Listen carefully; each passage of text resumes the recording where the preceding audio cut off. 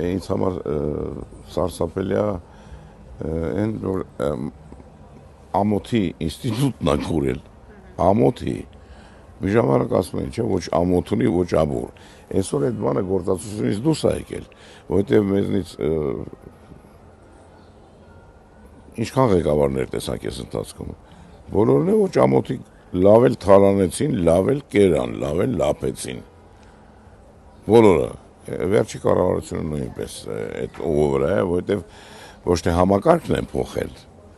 այլ փոխել են անձին։ Բայց անձը, որը գնում է կոռուպցիոն համակարգի մեջ, ինքը պետք է ուզած անի այդ բանը։ Ինձ վերջերս կառավարության իշխող անդամներից մեկը մի բան ասեց, անունը չտամ, ասեց դե պրիցելի տակ աշխատում ենք։ Ասում եմ, բա դու դրված ես նրա համար, որ պրիցելի տակ աշխատես, բայց ինչի տակ պետք է աշխատես։ Սրանք են ինչ որ կառավարությունը գալիս է մի հատ անպայման ամեն մեկը մի հատ ուզում է առանձնատուն սարքի։ Քո չնա պետք է այդ առանձնատունը։